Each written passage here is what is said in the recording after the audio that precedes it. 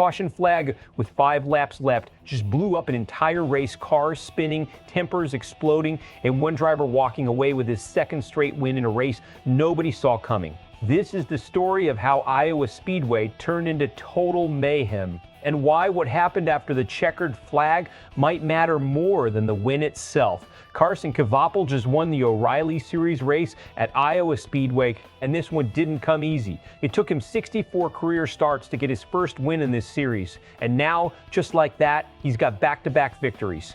Ross Chastain, his own JR Motorsports teammate, controlled most of the final stretch. Then a caution flew with 5 laps remaining, and the entire race got flipped on its head.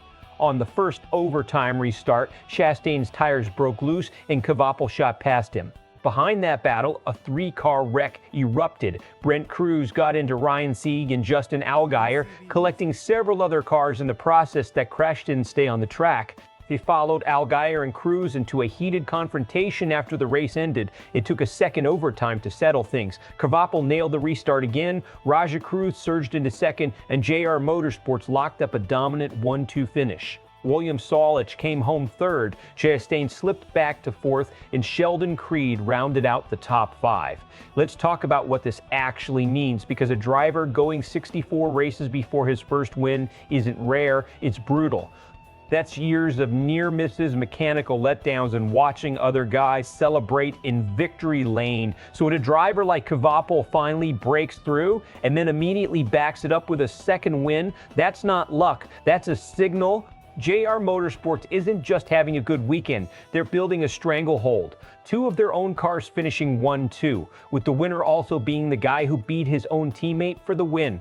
Creates an interesting locker room dynamic. Chastain led most of the race, Chastain lost the restart, and Chastain has to watch his own teammate hoist the trophy instead of him. Then there's the other storyline nobody's talking about enough.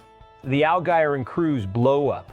When a wreck triggers a post-race confrontation, that's not just frustration boiling over. That's a rivalry being born in real time, and it's the kind of tension that tends to resurface at the worst possible moment for somebody down the road. Here's where this race gets genuinely fascinating from a strategic standpoint. Overtime restarts in NASCAR are pure chaos by design, and that's exactly why they separate good drivers from great ones. Chastain had the stronger car for the majority of the run. He led, he controlled the tempo, but leading into an overtime restart with worn tires is one of the most dangerous positions in the sport, because you're not just racing the field, you're racing physics. His tires broke loose at the exact moment it mattered most, and Kvapil capitalized instantly. That's the separator. Winning races isn't only about having the fastest car for 300 laps. It's about executing in the 10 seconds that actually decide the outcome. Kvapil did that twice in one afternoon across 2 separate overtime restarts, which tells you his execution under pressure isn't a fluke, it's a pattern forming. Now, here's the risk when your own teammate is the one costing you wins. That creates friction inside an organization. No matter how professional everyone stays publicly, JR Motorsports has to manage 2 hot hands right now. And if this keeps happening, somebody in that shop is going to start asking hard questions about strategy calls, pit timing, and who gets priority when it counts. As for the Crews Sieg Allgaier incident, this is where it gets dangerous for the sports product, not just the drivers involved. A 3-car pileup that spreads into a confrontation is entertaining for headlines, but it also signals aggression levels rising at exactly the wrong time of the season. If tempers stay hot, expect payback moves in upcoming races. That's not speculation, that's just how this sport has always worked. Expect 2 very different reactions colliding here. On one side, fans of Kvapil are thrilled. A breakthrough story like this is exactly what casual viewers love, the underdog who finally cashes in twice. On the other side, you got Chastain's fan base and analysts who will point out he was clearly the class of the field before that caution flew, and they won't be shy about calling the finish unearned. Then there's the Allgaier-Crews angle, which media outlets are going to run with hard. Post-race confrontations are ratings gold, and you can bet this clip gets replayed heavily across sports coverage this week, with analysts debating who was at fault and whether NASCAR needs to step in. Best case, Kvapil's confidence snowballs into a legitimate championship push. JR Motorsports uses this 1-2 finish as proof their program is peaking at the right time. And the Allgaier-Crews tension cools off without further incident.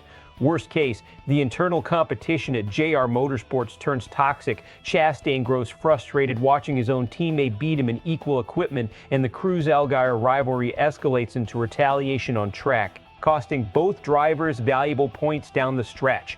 So here's the real question. Was this a breakthrough win for Carson Kvapil, or a race that Ross Chastain simply lost at the worst possible moment? And that shove between Allgaier and Crews, is that the start of a real rivalry, or just emotions running hot in the moment? Drop your take in the comments below. I want to know who you think was really the best driver on that track today. And if you want breakdowns like this every single week, make sure you're subscribed, because SportsWire USA isn't slowing down.